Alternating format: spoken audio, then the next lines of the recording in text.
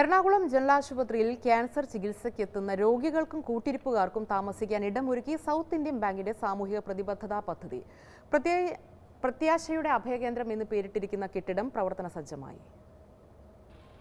Cancer ചികിത്സയ്ക്കെത്തുന്ന പാവപ്പെട്ട രോഗികൾക്കും കൂട്ടിരിപ്പുകാർക്കും കാരുണ്യത്തിന്റെ കരുതലൊരുക്കുകയാണ് ഹെവൻ ഓഫ് ഹോപ്പ് അഥവാ പ്രത്യാശയുടെ അഭയകേന്ദ്രം. ചികിത്സാ കാലയളവിൽ താമസിക്കാനായി സൗത്ത് ഇന്ത്യൻ ബാങ്കിന്റെ CSR പദ്ധതിയുടെ ഭാഗമായാണ് എറണാകുളം ജനറൽ ആശുപത്രിക്ക് എതിർവശത്ത് ഹെവൻ ഓഫ് ഹോപ്പ് കെട്ടിടം നിർമ്മിച്ചത്. SD സന്യാസ സമൂഹത്തിന്റെ സ്ഥാപകനായ ധന്യൻ വർഗീസ് പയ്യപ്പള്ളി അച്ഛന്റെ സ്മരണാർത്ഥമാണ് കെട്ടിടം പണിതുയർത്തിയത്. താമസ സൗകര്യം കിട്ടാതെ ചികിത്സയ്ക്കെത്തുന്നവരുടെ ദുരിതം സന്യാസ സമൂഹമാണ് സൗത്ത് ഇന്ത്യൻ ബാങ്കിന്റെ ശ്രദ്ധയിൽപ്പെടുത്തിയത്. സഹജീവി സ്നേഹത്തിന്റെ മാതൃക തീർക്കുന്ന അഭയകേന്ദ്രവുമായി സഹകരിക്കാനായതിൽ സന്തോഷമുണ്ടെന്ന് south Indian bank chairman VJ Kurian പറഞ്ഞു.